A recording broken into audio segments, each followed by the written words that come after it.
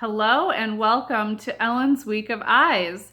You're joining me for the first video in this series, so there's going to be 4 days of videos. Right now you're joining me for eye basics, so thanks so much for being here.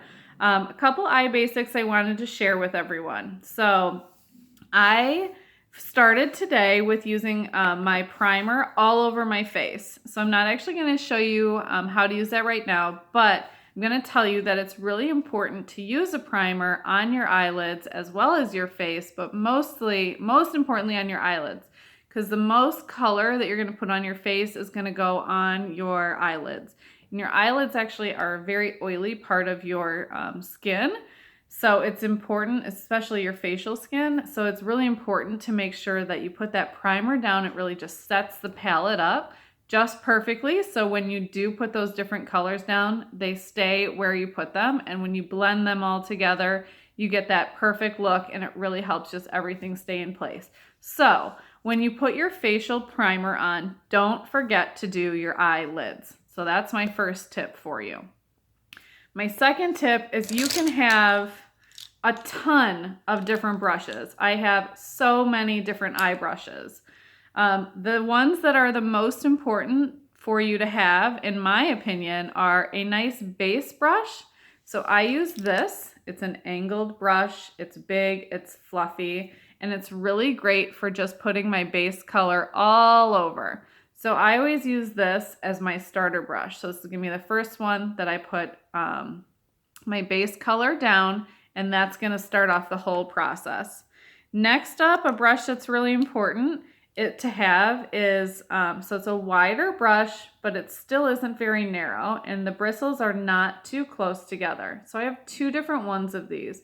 I use one for lighter colors and one for darker colors. Doesn't really matter how many different ones of these you have, or if you only have one. Just be sure to know the color that you used last on your brush so you know if you need to wash it out or if you need to give it a good rinse off or blow it off, blow the color off. But if you do have 2 of them, try to dedicate one to lighter colors and one to darker colors.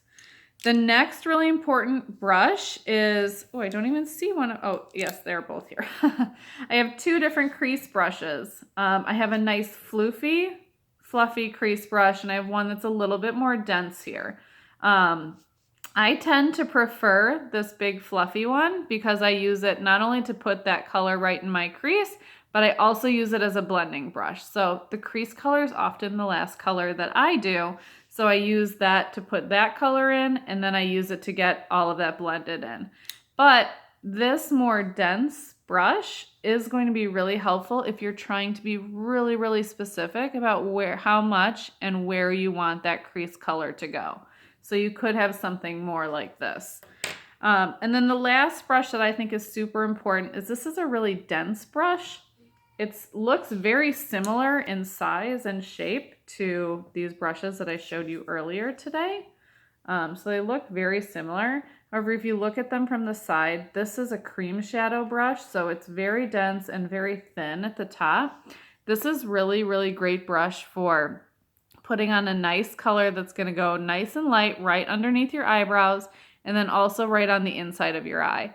You can also use this, a brush like this, when you're trying to do some wing colors, so your outer wings of your eyelids. If you're trying to do that and not get it all over, it's often easier to do that with a brush that is a little bit more stable instead of a brush that's a little bit more floofy.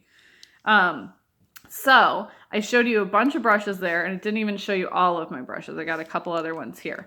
But if you are trying to get some basic brushes, how many do you need? I'd say you need 3 or 4. So you need your base color brush. You need something like this. Again, I have a light and a dark. You need a crease brush or a blending brush. Either one of these will do. And you need something that is a little bit more firm. So this is 5, but you could technically get rid of one of these. So if I had to have 4 brushes, these are the 4 I can't do without. So those are all really great brushes. Again, I do have some other ones. I have that are really great for eyeshadow as well. A nice floofy brush, which is similar to my crease brush, and a nice blending brush. Any of these more loose ones are really great for blending, so you can't really have enough of those. And then I do have more of a firm, bigger version of my brush that I use on my right under my brows, and then for my highlighting on the inside of my eyes. Anyways, enough about brushes. Get your 4 basic ones so you can get this color and blending down right. The next thing that I wanted to talk about really quick is eye color. So you can make your eyes stand out so much more just by using the right colors for your eye color. So I have blue eyes. I tend to use a lot of browns and golds and copper colors. Every now and then I will throw in a little bit of like a pinky, like a rosy color. And those, since they contrast so much with blue, make my eyes pop that much more. So you can see right now I have sort of a brownie, it's actually kind of a mauvey rose brown color on right now. It's a very neutral look I did, which I'll be posting the video for tomorrow. So check back tomorrow on how I got this look. So that is what I'm wearing right now, and it's just helping to make my eyes, my blue eyes, just pop right out. If you have brown eyes, the best colors for you to be using are some like pinkish blush colors, as well as plums and blues. A lot of brown-eyed people, I think, tend to use a lot of brown, which I'm not saying don't cut brown out, but brown is a really good color then for your crease, and it could accent very nicely with some of the plums or blues or pinky blush colors. So use that pinky blush color right on the top of your lid that is closest to the eye color, and then use your browns more in the crease. For green eyes, same thing like I was just saying. You can still use browns, use them more in your crease, and on your eyelid, use more of red undertone colors, or oranges or rusts.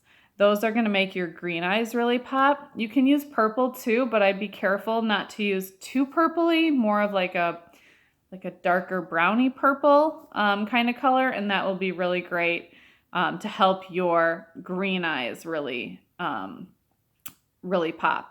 I'm just going to stick to those 3 right now since that covers about 99% of people. But if you do have hazel eyes or gray eyes or anything like that, just message me. I can send you some great colors that will work really wonderfully with your different eye colors.